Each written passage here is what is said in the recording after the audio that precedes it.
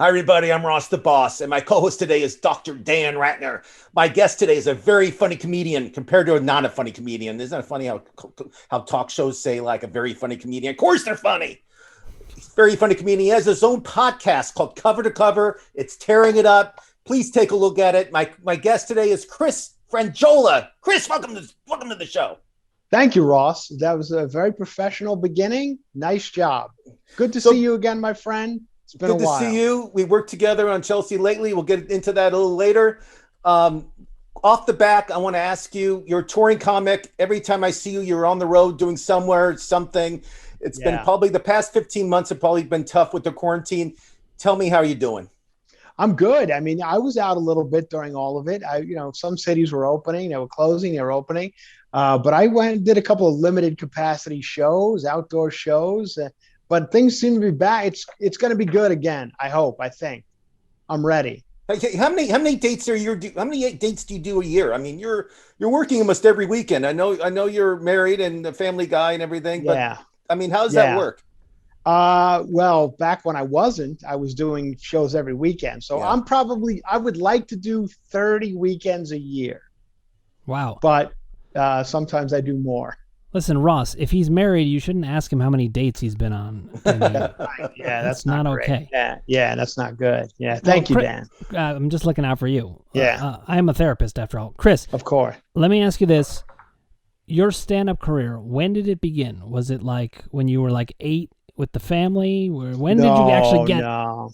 Yeah. Like 20. I was 20 years old working as an electrician in New York City. I was a local 3 IBW union electrician. And at nights I would go out and do like open mic nights and stuff, and started to do okay at that. Then I kind of came to Los Angeles like early on and started out here doing bar shows, and that's how it all began. And do you remember your first joke? Was there like one? No. I used to do, weirdly enough, I would do stuff because I would listen to comedians who did a lot of stuff about relationships and being married. So for some reason I would do material on being married, and I was like 18, and people were like, why is he doing married jokes? And I wasn't married, but it was the only thing I knew. So I was like, my wife this, my wife that. And it made no sense really, but I did a lot of that. That's actually it's a hilarious idea to have a stand-up act based on my wife when I'm 18. Yeah, so that's how I kind of started, and then, but it took me a long time. It was a long struggle because people like Ross would never book me on the Tonight Show or Last Comic Standing or any of the things he worked on.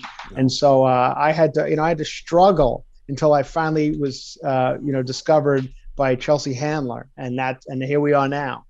No, I worked with you and I thought you were great. I've always brought your name up for many other shows I've worked on after Chelsea lately. I thought you were great.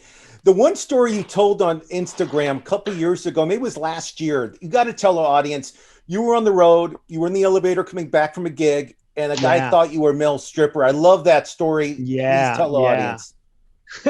I was, it was actually a couple of months ago. I forgot what city I was in, Dallas or something. And I went down to get Postmates was delivered, but they left it in the lobby. So I went to get it in the lobby, and I was coming back up, and the guy ran in the elevator with me, and he said, "Are you the stripper for the?" I guess there was somewhere in the hotel there was a bachelorette party going on, and I said, "No, I'm not." And he goes, "Well, it's too bad because if you were, you could make $2,000 right now." So I went out to my room and sat there with like Burger King at the end of the bed, and I thought to myself, should I go take this gig right now? Like, should I go find this bachelorette party? I mean, I really was thinking I might do this. I might go strip down and get this $2,000. Well, I got nothing else to do. But yeah, it gets crazy out there on the road, man. It's a wild, hotels and 2:00 in the morning, some shady things going on. Well, Chris, let me ask you this. Do you take it as a compliment or an insult when someone mistakes you for a male stripper? I honestly took it as a compliment that he thought, honestly, if the bachelorette party had gotten down to me being their stripper, something had probably gone terribly wrong. That, somebody didn't show up. If my old ass had to be the stripper for them. But I was flattered that he thought I had what it took to be a bachelorette party stripper. Yeah, I think when a man thinks you might be a male stripper, it's a compliment. It is. I went with that. I went with a compliment. Yeah. So who were your influences in your comedy career? I mean, my biggest influence comedy wise, I mean, I don't really know his stand up that well, but my biggest influence was Letterman, like late night NBC, NBC Lettermans with Larry Bud Melman. I don't know if you were a fan of that, but that to me was as funny as it got. Letterman in the early days was the greatest. I mean, just, when he was doing Felcro Guy and Chris Elliott and all those things. I mean, just every night it was some other crazy, wild thing. And I was probably 17 at the time, and I just thought that was the funniest stuff I'd ever seen. Letterman used to walk on stage, Chris, with Campbell's soup cans and read the ingredients. I mean, and it was funny. It was. I mean, I'm putting it down. I'm saying he could do anything he wanted on stage, and people would laugh. It's funny. I don't know if you guys are watching on CNN. They're doing late night documentary on CNN. You probably I don't know if did you work on it, Ross? I didn't work on it. My boss, my executive producer Debbie Vickers, is on it, and I had to call her and tell her how good she looks. But it's actually done pretty good. I'm not a big fan of Bill Carter. I don't think he got all the information right. Right. But it was fun to watch. I actually did watch it, and I enjoyed it.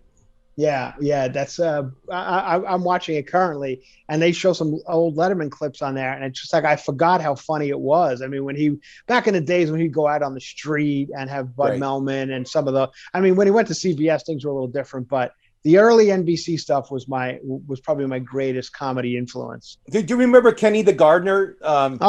Yes, Chris, that was Chris Elliott. Yeah, Chris Elliott. He lived underneath. I don't know if you remember, Dan, but Chris Elliott was he was like a regular. He was like an actor on the show. He played different characters, and one of them was Kenny the Gardener.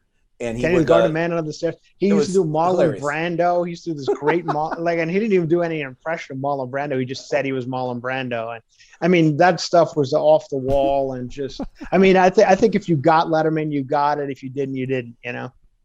Now I think he retired at the right time. I think Leno and Letterman both retired at the right time. Right now, Chris, do you want to hear something funny, Chris? When you and I were at Chelsea, more people watched us on that show than they do watch the number one show, which is James, I know, Colbert, it's crazy, which is Colbert. It's unbelievable. Yeah, back in the height of with the height of us when we were on Chelsea, it was. I mean, the numbers we were putting up, you don't see those anymore, on anything. And this was on E, Dan. This was on the E network, which nobody watched. This is E network at 11 o'clock. I know. Well, now everything's so spread out. Everybody has so many different choices that they aren't conglomerating on one show. And choices on TV and choices on like internet and stuff too. They video games, streaming services, everything. Yeah, porn. No, I don't watch that. But Chris, let's talk about sports. Let's talk about your love for the New York Mets. You were born and raised in New York, Long Island, I think, to be exact. You call yourself a Met fan. Tell us about how dedicated you are to the Mets. Well, right now, I'm as dedicated a fan as you could possibly get. I think, it's just right now we're winning. I don't know if you're following, but we're winning. First place, New York Mets. We're first place in a terrible division, the National League East. I think we're the only team above 500 right now. So we are in first. We're 9 games above 500. We're in first place, 5 games in first place right now. Tonight we got Jacob deGrom. I don't know if you're airing this today or tonight or it's live. We got Jacob deGrom going tonight. We're about to sweep the Chicago Cubs. I mean, I'm in. I am all in. When they're winning, I am all in. But I'm apprehensive. We're a lot of injuries. We're playing with a team that's not supposed to be on the field, but they're doing what they need to do to win. Pitching's phenomenal. It's very exciting times. Ross, you're Dodgers, right? No, I'm a Dodger hater. I was born, but I was raised in Los Angeles. I was born in Cincinnati.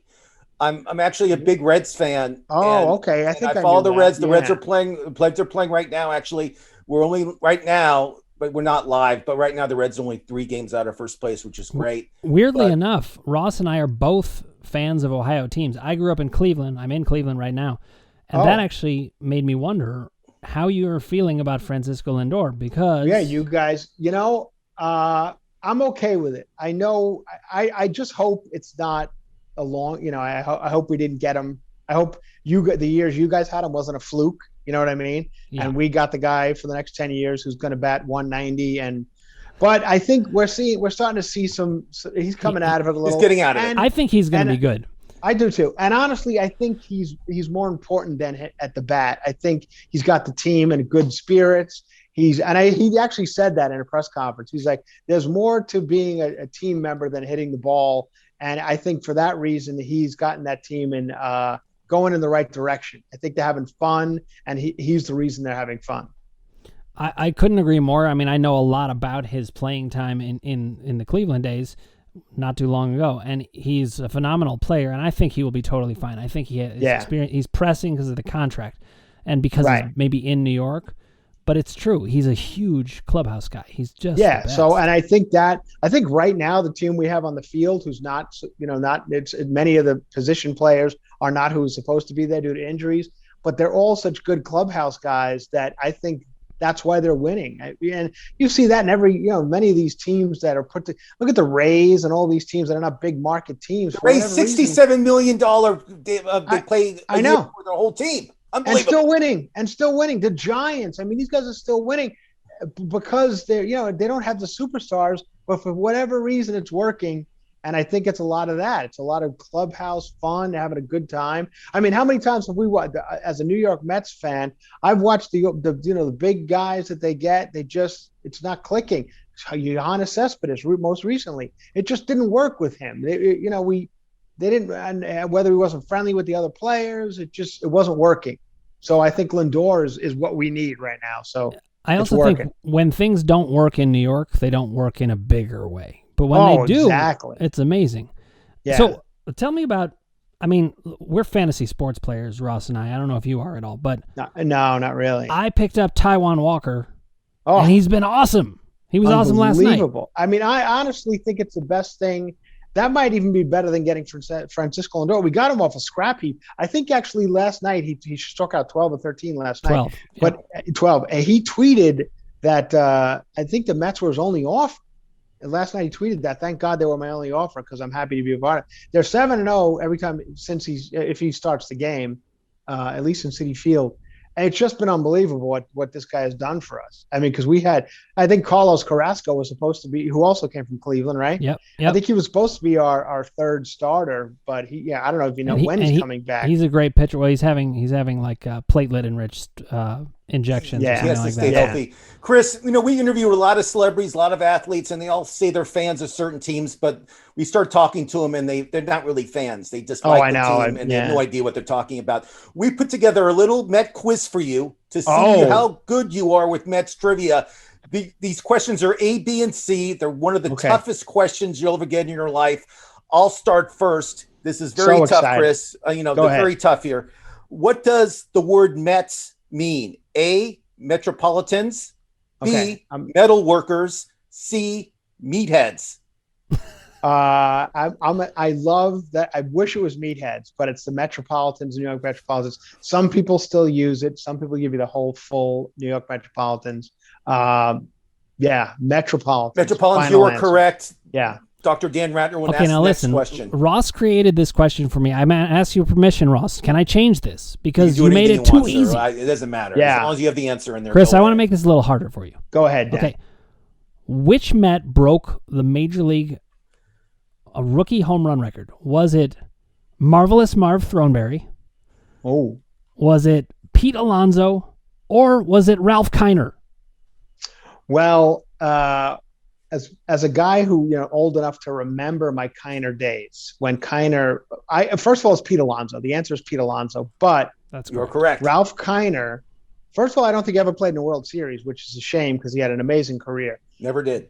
However, there used to be a thing when TV was just on, like in New York, it was on WOR Channel 9. That's when you watch your Mets. And after the game, Ralph Kiner would do a thing called Kiner's Corner, where he would interview the best player of the game or whoever he can get. And back then it was dog days of the Mets. Steve Henderson and Doug Flynn would come up and do an interview with Ralph Kiner. And I always heard rumors that Ralph Kiner would drink throughout the game and by the time Kiner's Corner came around, he was pretty drunk. But at that time as a kid, I watched it. I didn't know drunk. I didn't know what it meant. But now I go back and watch them on YouTube, and man, it's fun to watch Kiner stumbled through an interview on Kiner's Corner back in 1978. Amazing stuff. But I loved Ralph Kiner. Yeah, try to watch Harry Carey. It's the same thing. I mean, same thing. Exactly. By the seventh inning, he's so blitzed and he doesn't know where he's at. I mean, when he was at the White Sox, he got fired. He was so drunk they used to carry him out of the stadium. He was that drunk. Same thing with Joe Namath. Okay, so here's the next question. Namath. Oh yeah, Namath too. No, Namath was he's hopefully sober. What country music star tried out for the Mets? A. Garth Brooks. Garth Brooks. B. Let me finish. B. Tim McGraw. C. Dolly Parton. Well, Tug McGraw does have. Tim McGraw does have a connection. Tug McGraw is his father, who was a pitcher for the Mets. And then went on to Philadelphia, I think. Phillies won a World Series, correct? Yeah, won a World Series for Philadelphia. And so Tug McGraw, I think, is now died, right? He is not with us anymore. You were right. But so it is Garth Brooks, but you're not wrong saying Tim McGraw because there is some relation to the Mets. Yeah. Dolly Parton, not so close. Dolly Parton, I don't think she has any relation to the Mets. When I altered the names, the original other home run people besides Pete Alonso were Mookie Wilson, who we know is more adept at hitting ground balls through Bill Buckner's legs. Big balls. Which, by the way, can I say this, Dan? And I'll go to my grave saying this, and you guys could watch it again and tell me I'm wrong. But I've watched the play a million times. The ball go through Buckner's legs. I believe had Buckner fielded that ball cleanly, Mookie Wilson still beats him to the bag. Yeah, it actually, people don't talk about it. It actually was a tough hit ball. It was like chopped, tough hit ball, and he was chopped, fast. Exactly. And Buckner his knees were shot. I think he wasn't even supposed to be playing at that point. And Mookie would have slid headfirst and he was halfway up I think he would have beaten that ball to first base anyway. I agree, but the other one was Jerry Seinfeld, and we know he did not. Jerry, yes. He did not. Although I did see it. I did see him pitch, throw out a pitch, and he did a pretty good job throwing out a pitch at Citi Field. So, all right, now we have a bonus question for you. Which Met refused? This is deep trivia. Which Met refused to be on Everyone Loves Raymond with the whole 1969 Mets unless he got paid the same as Ray Romano? A. Tom Seaver.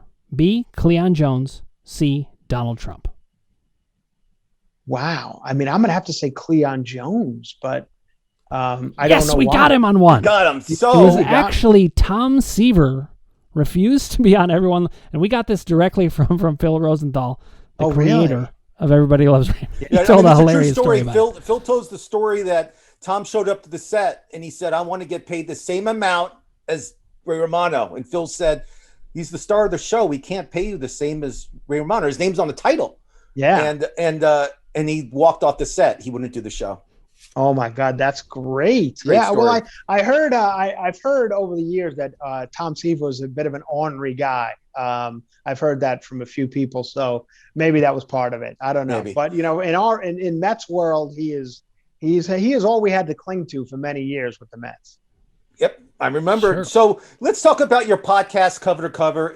I've listened to a few episodes. I love it. Thank you. And you do a great job. You're very professional. I'm very impressed with this. And your ratings are unbelievable. You got like 5 stars from everybody. It's unbelievable.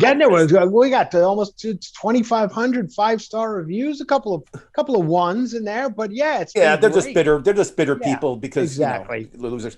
So I want to talk something that made me laugh, and I'm on the same page as you. Is Chrissy Teigen, and I want to talk to you about Chrissy Teigen and what's the fascination with America with Chrissy Teigen. Yeah. Take it away. Yeah, I just, there's a lot of people out there, Chrissy Teigen being one of them, who I just don't know what the whole thing's built on. She's 27 million Instagram followers and all this, I guess because she has long legs or writes cookbooks. And so, and then when it all starts to crumble and there's nothing, I think they freak out because there's, what's she going to fall back on? Her acting career? It doesn't do anything. So I don't know what I guess it's over now. It seems to be, she keeps making these apologies. And after every apology, somebody else comes out with some horrible tweet that she wrote them or, it's funny, Ross, back 10, 12 years ago, whatever, 13, she used to write me via Twitter. She'd write me an instant message on Twitter and ask me how she can get on the roundtable. She wanted to be on Chelsea Lately a bunch. This is way before she was huge. And She did wanted you to get on. respond back? Did you say anything Yeah, to her? we actually had a conversation back and forth about it. At the time I didn't, I was like, I don't know, you got to talk to Michael Cox or whoever. But at that point we were just booking comedians, so we weren't having people like that. So it never worked out. But I think she just wanted to be like a mean girl on the round table. It's just it's the dead horse that will never die. Everybody just keeps talking about it. I know. Now I want to ask you about because you were a writer on Chelsea Lately for a long time, and Ellen announced this is her last year coming up as a talk show host. I just wondered your thoughts on that.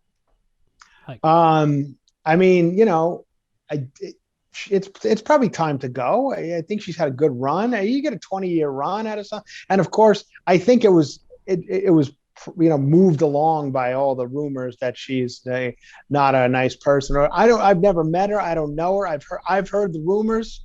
I've known this is something I've been, and Ross would probably attest to this as well. If you're in the game for any length of time, you've heard these rumors about Ellen.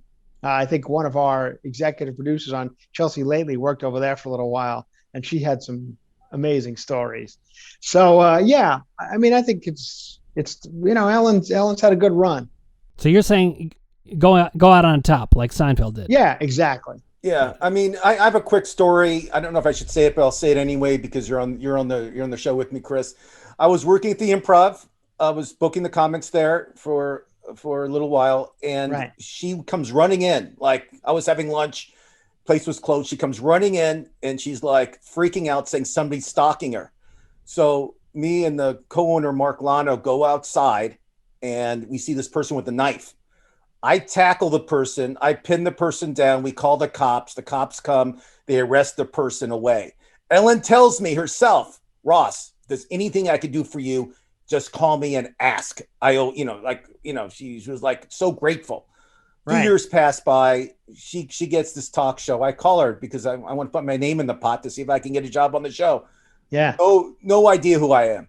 no recollection. Wow. Nothing. Yeah. That's what Ross the Boss. That's the respect Ross the Boss gets. And you saved her life, bro. I think so. I mean, there's a woman that was like stalking her that wanted to stab her. Yeah. And the cops came crazy. and everything. And it was crazy. And it just shows you like people aren't grateful. People just forget. They don't care. And I know. And that all being said, I know you enjoy I mean, the good thing about you is you keep the same friends. You still have the friends from Chelsea Lately. Yeah. You hang out with the whole cast still, which is unbelievable. My friend Jiffy and Sarah Colonna and the best Fortune Filmster, all those people who and all of them. And I mean, it's nice to see that with you. Even Chelsea Handler. I've been seeing a lot of Chelsea lately, actually. I haven't seen her in a while. Yeah, I went down. We've been hanging out at Colonna's house a bit. And then I went to see, she was in Irvine at the Irvine Improv last week, and I went down to see that. We had a good time. So I've been seeing quite a bit of her. I'm sorry. I have to circle back to something because when Ross told that story, I want to ask you this, Chris. Did you notice that when he told the story first, it sounded like he tackled like some big dude with a knife? No, it was a woman. That's so did I. I thought the same thing, and then later on, and then it turned out it was a woman was attacking. Yeah, I was like, it's very brave. It was a woman stalker, and she was actually clinically insane. She was like, they checked her into some mental hospital right after. Yeah, that's scary. You remember Letterman had one of them too? Yeah. Letterman had some woman in his house or something. Remember that? He broke into the house. I mean, it happens to a lot of the celebrities. I mean, I remember the 90s and 80s. It happened a lot before they got all high tech with security. Yeah, Sandra Bullock too had a weird one. Guy was like in the house. He was, crazy. I mean, you get a lot of crazy stuff. So Chris, on Chelsea Lately, we're talking about it. You played Bruce Jenner. Yes. I actually have the wig and the whole outfit here at my house. I bought it. You do? Yeah, I bought it. They had a little garage sale with all the props. Sale, yeah. And I bought that because it came with shoes and socks and the short shorts and the shirt. I have it. I don't fit that well in it, but I wore it in Halloween a couple times. But you played Bruce, and now Caitlin. I'm gonna call Bruce now Caitlin because that's her name. Is running for governor. What are your thoughts on her running for governor? You have some really funny and strong thoughts on that. I want to hear it.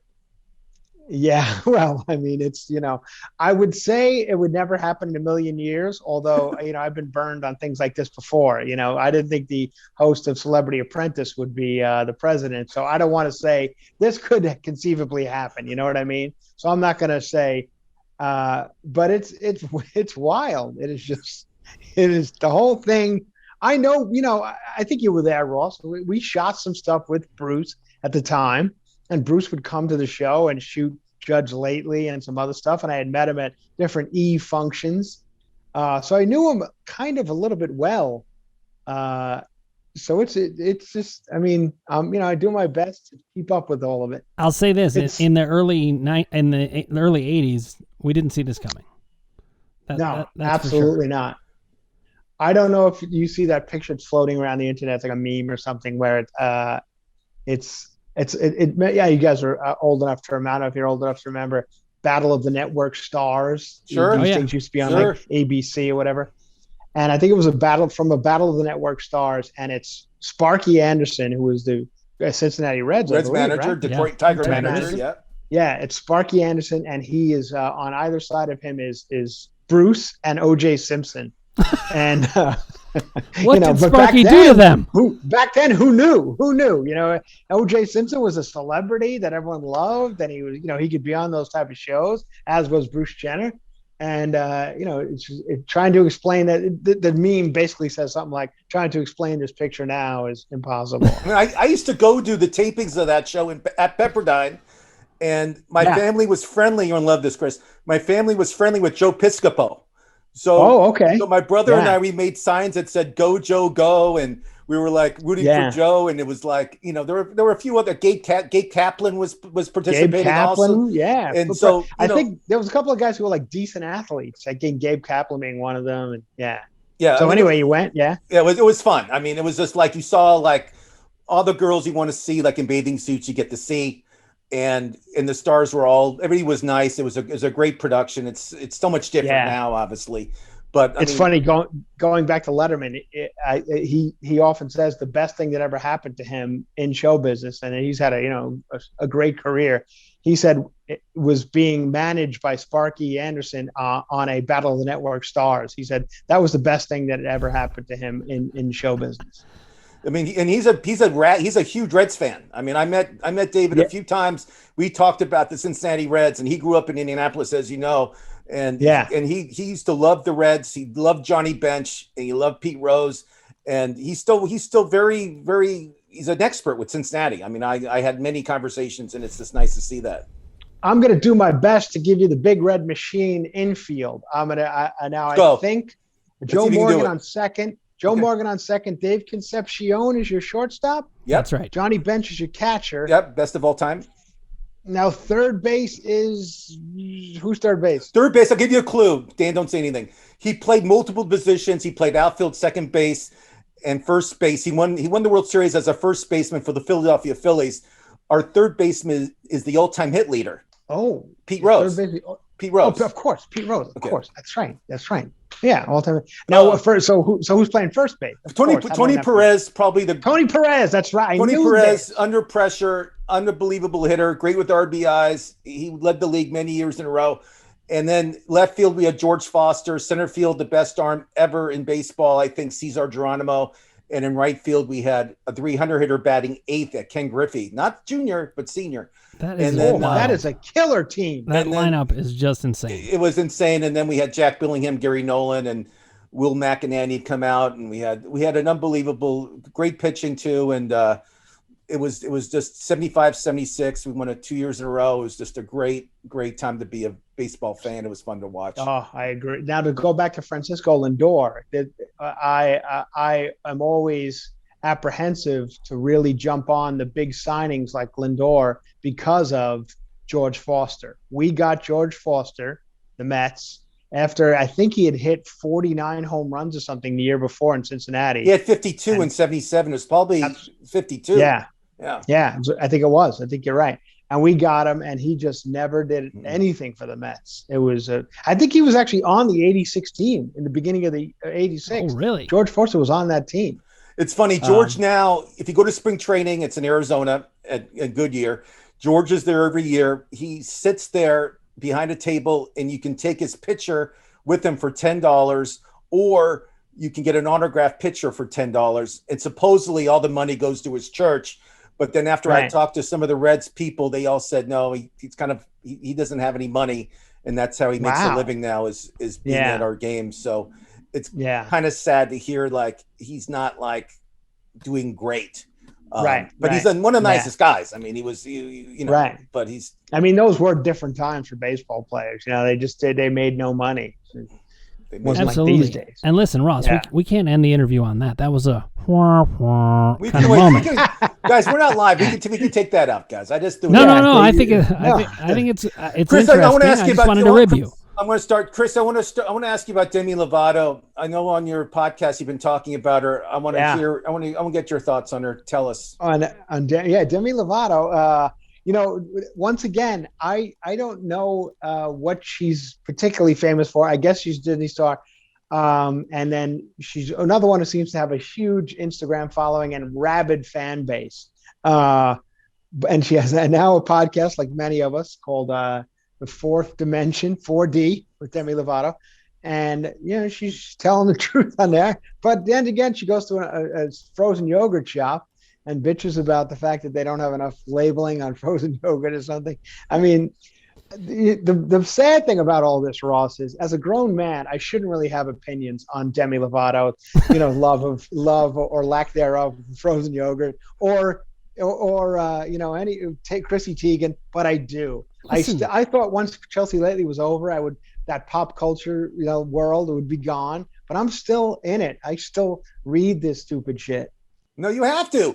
I mean, people listen to your podcast to get your point of view on certain stuff that happens in pop culture. And really quick, J-Lo's dating Ben Affleck again. Tell me about that.